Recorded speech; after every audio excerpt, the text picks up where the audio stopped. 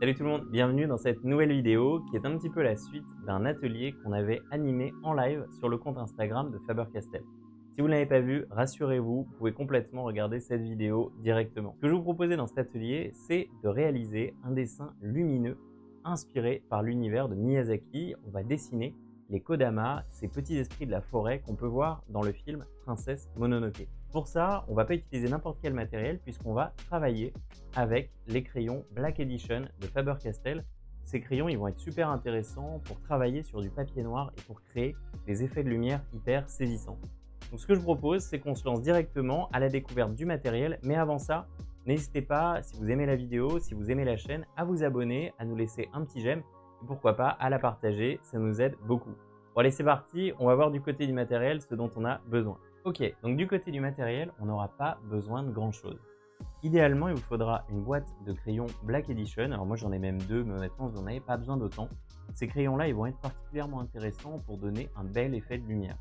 Si vous vous demandez ce qu'ils ont de différent, en fait c'est des crayons qui vont être très gras et très pigmentés, et vous allez voir que sur le papier noir, ils vont vraiment donner un très bel effet. Si vous n'en avez pas, vous pouvez tenter avec des crayons de couleur normaux, je pense que ça marchera aussi. Peut-être un petit peu moins bien, mais bon.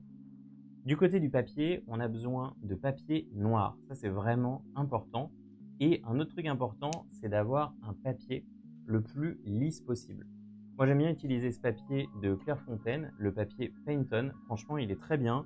Il est assez épais et il est assez lisse, ce qui permet de bien travailler et d'avoir pas trop de texture du papier visible une fois que le dessin est terminé.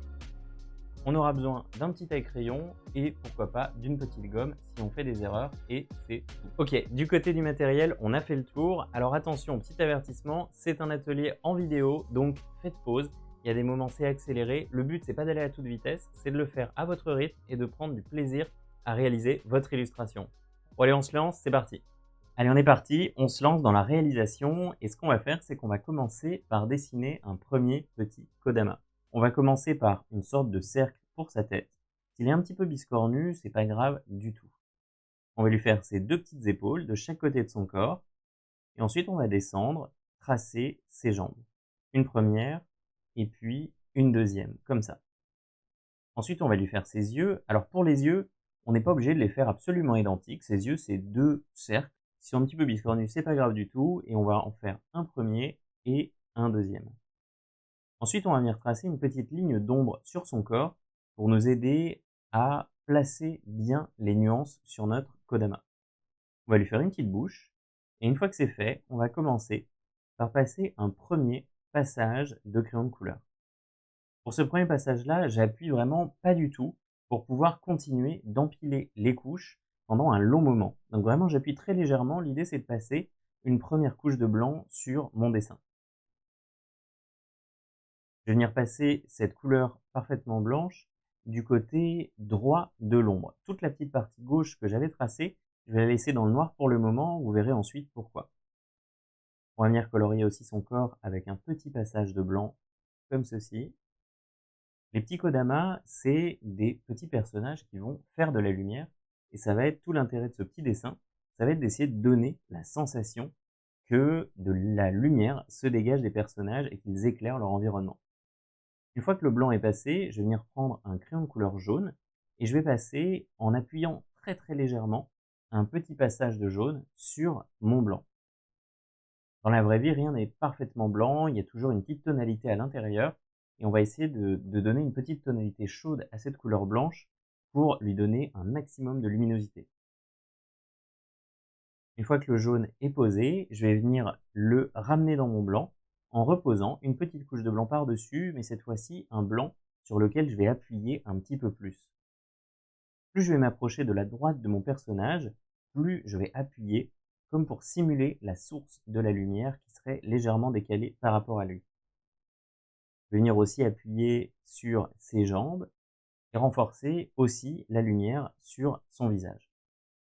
Pour le visage, je vais vraiment accentuer la lumière au centre de sa tête et l'estomper et appuyer un petit peu moins fort à mesure qu'on s'approche des bords du personnage. Essayez d'appuyer plus ou moins fort sur votre crayon pour maîtriser le dégradé et la quantité de pigments que vous mettez sur le papier. Plus vous appuyez fort, plus la couleur sort fort. Au contraire, plus vous appuyez doucement, plus la couleur va être légère. Ensuite, ce qu'on va faire, une fois qu'on a terminé les parties les plus lumineuses, c'est qu'on va passer un petit coup de blanc tout léger dans les ombres qu'on avait tracées. Plutôt que d'aller les nourrir avec une couleur un petit peu jaune, ce qu'on va faire, c'est qu'on va les nourrir avec une couleur un petit peu froide, avec un crayon de couleur bleue. Donc je vais venir tracer quelques petites zones de bleu dans les zones d'ombre en appuyant un petit peu plus fort. On va également mettre un petit peu de ce bleu-là dans les yeux de notre Kodama. Et je vais faire la même chose dans toutes les zones d'ombre. Et on voit petit à petit qu'on arrive à donner l'idée de relief tout en gardant un bonhomme très très lumineux, comme si la lumière se dégageait de lui.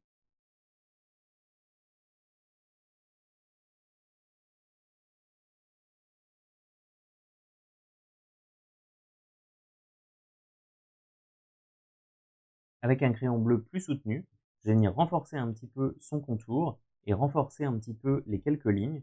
Je peux changer de crayon, là je prends aussi un crayon violet. Vraiment faites-vous plaisir avec les nuances. Le but c'est d'essayer d'avoir des couleurs un petit peu vibrantes. Donc essayez d'intervertir les couleurs. Dans la zone de bleu, jouez avec les bleus. Et dans la zone un petit peu plus chaude, un petit peu plus jaune, vous pouvez aussi varier les nuances de jaune, les orangés, pour essayer d'avoir une couleur à dominante blanche, mais qui soit quand même assez colorée. Il faut qu'il se passe des choses dans ces couleurs.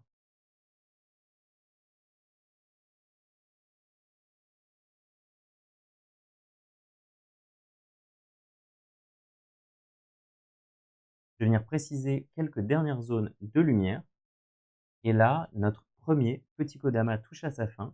Donc on voit bien vraiment cette lumière bien chaude sur sa partie droite et une lumière un petit peu plus froide dans sa partie gauche. N'hésitez pas à bien appuyer pour les dernières zones de lumière. L'idée c'est de lui donner un maximum de relief et de contraste.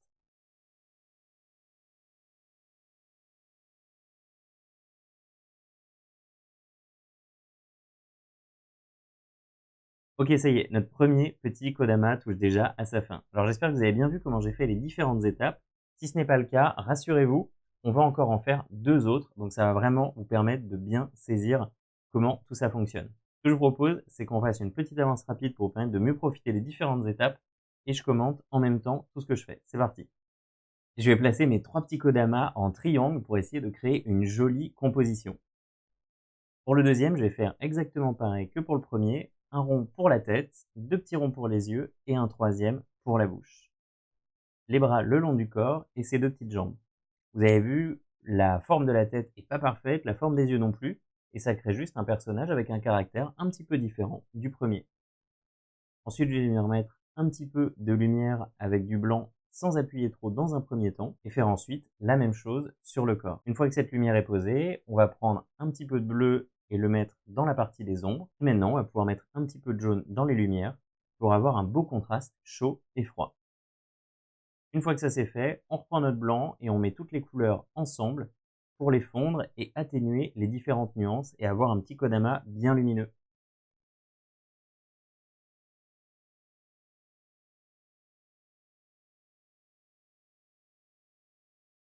Un petit coup de blanc dans les zones de bleu, quelques petites nuances de violet.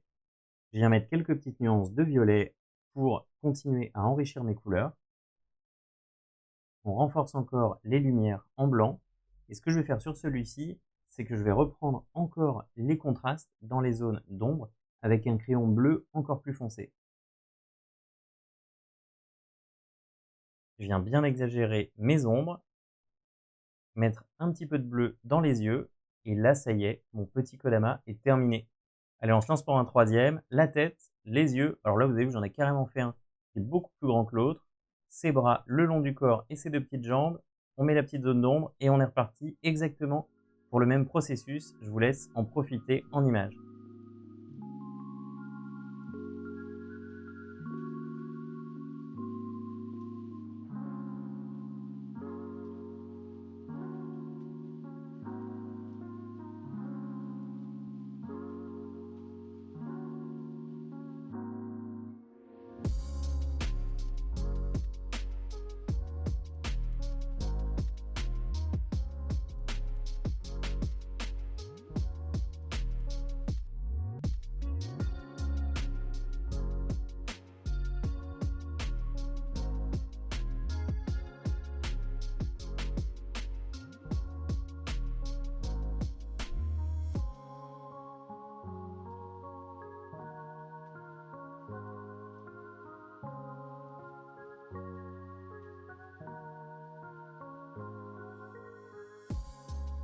Bon, maintenant que nos petits kodamas sont posés, ce que je propose, c'est qu'on esquisse un décor.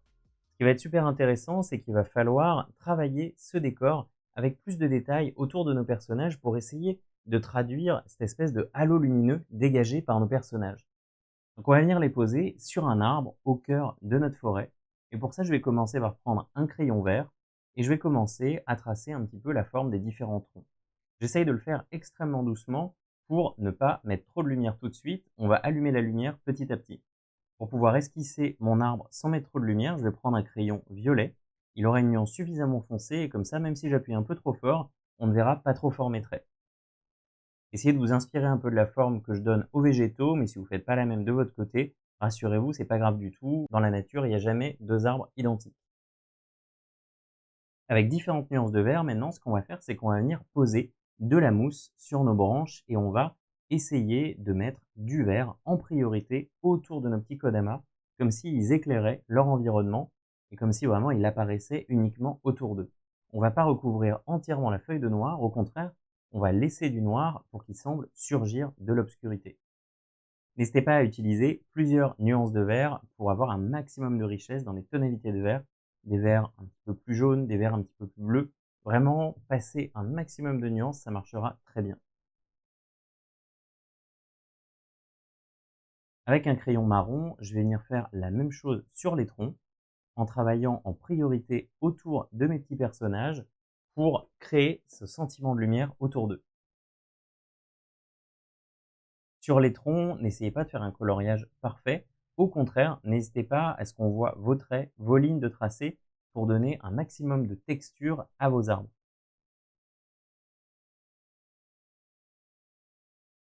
Tous ces petits traits, tous ces petits points, ils vont donner le sentiment d'une écorce et ils vont donner de la richesse à votre dessin. Derrière les kodamas, je vais venir jouer avec des petites nuances de violet, des nuances de vert pour donner un petit peu d'environnement comme s'il y avait des feuillages, des formes, des rochers juste derrière nos petits personnages.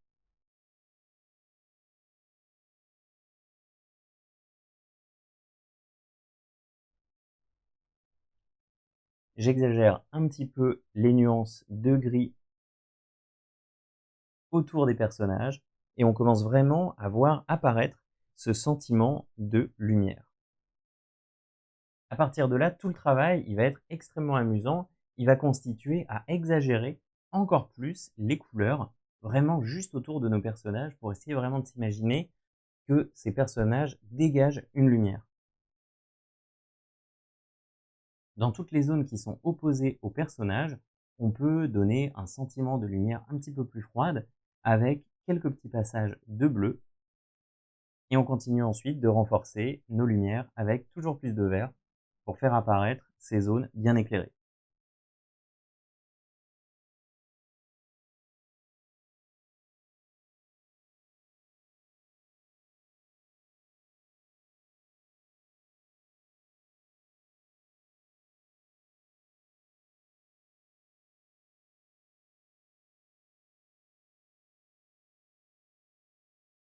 À cette étape-là, j'ai terminé un premier passage dans ma forêt. On commence vraiment à voir les différents éléments se détacher. Et maintenant, on va essayer d'exagérer un maximum les contrastes, un maximum les zones de lumière pour vraiment avoir un sentiment de luminosité autour de nos personnages.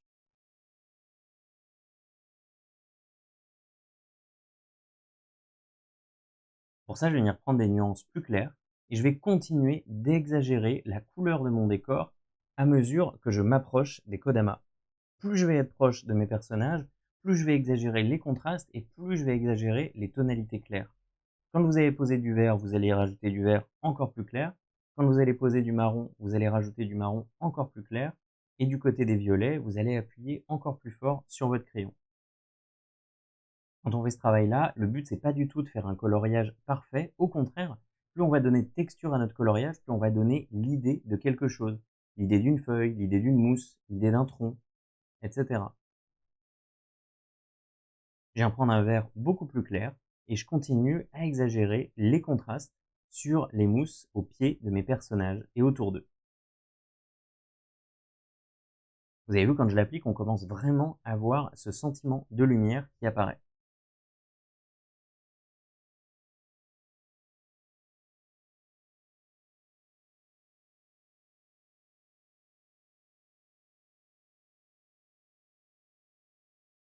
Essayez de vous imaginer la lumière dégagée par les kodamas comme un espèce de petit halo. Donc c'est une zone un petit peu arrondie autour de votre personnage que vous allez éclairer en priorité. Donc cette lumière, elle va éclairer un petit peu autour de ses pieds, un petit peu autour de sa tête et aussi un petit peu autour de son corps. Dans la zone au premier plan, j'ai eu envie de rajouter encore plus de vert, comme si à cet endroit-là, on avait une sorte de pelouse ou un gazon ou un rocher couvert de mousse. Avec un crayon marron plus clair, je vais faire exactement le même travail sur les zones de lumière de mon arbre. Je vais venir vraiment exagérer les lumières autour de mes kodamas pour accentuer encore cette sensation de luminosité. Vous avez vu, j'hésite pas à faire des longs traits, des points, pour continuer à exagérer la texture de ce tronc d'arbre.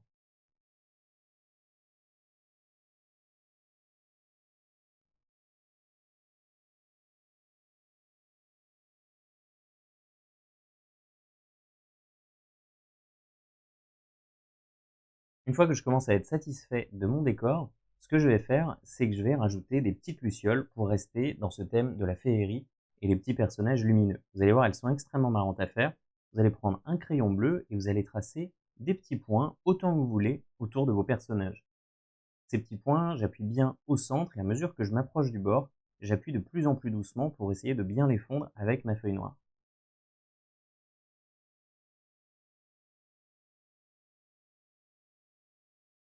Une fois que je suis content de la quantité de lucioles que j'ai tracées, je vais prendre mon crayon blanc et je vais venir appuyer au centre pour donner un petit sentiment de luminosité. Je vais faire un petit point blanc au milieu et un petit halo blanc autour pour essayer de figurer la lumière qui se dégage de mes créatures.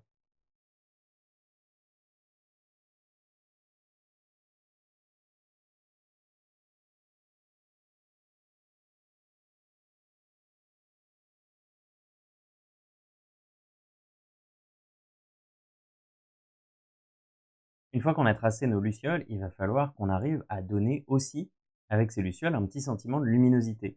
Ces lucioles, elles sont un petit peu bleues, donc on peut s'imaginer qu'elles éclairent en bleu les zones autour d'elles. Donc je viens prendre un crayon bleu et je viens en rajouter un petit peu autour.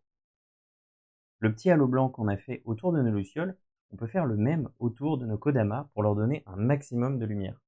Pour ça, je vais prendre un crayon jaune et je vais venir colorer autour de mes kodamas des zones de lumière, des zones arrondies, pour continuer à accentuer cette sensation de luminosité.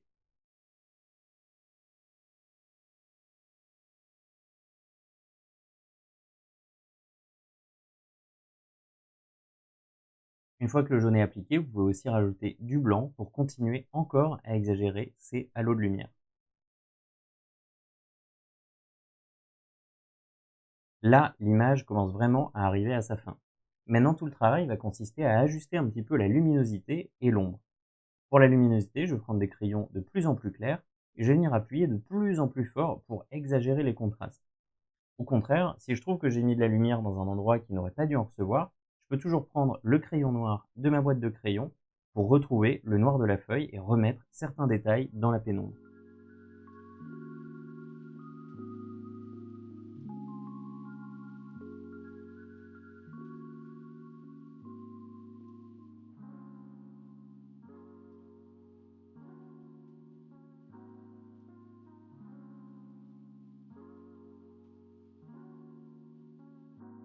On vient bien renforcer la lumière sur notre tronc d'arbre.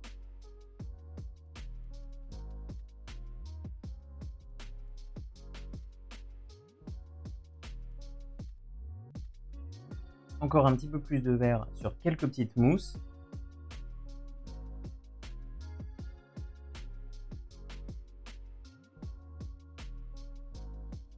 On renforce encore la lumière au centre des kodamas pour les rendre le plus lumineux possible. On rajoute quelques dernières petites nuances de lumière et là on commence vraiment à approcher de la fin de notre réalisation. Ces dernières étapes, elles sont vraiment agréables parce qu'on a vraiment fait le plus dur et là il s'agit uniquement d'aller ajuster les contrastes, les couleurs et d'essayer de prolonger ce sentiment de luminosité qu'on a essayé de donner depuis le début. Pour les zones bien lumineuses, je vais travailler avec des couleurs bien claires et plutôt très chaudes, avec des jaunes, des verts, des marrons. Et pour les zones d'ombre, je vais venir plutôt travailler avec du bleu pour les refroidir au maximum. Je rajoute quelques petites lucioles rouges, je trouvais que ça manquait de rouge dans mon image, et je viens également renforcer les yeux des Kodama pour les rendre le plus lumineux possible.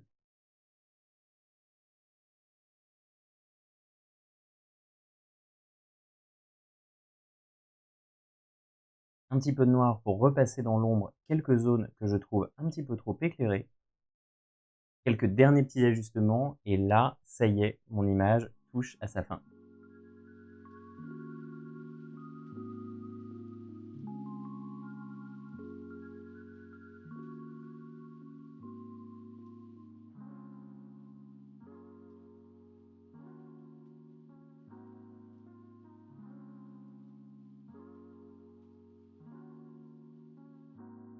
Et là, ça y est, notre dessin est complètement terminé.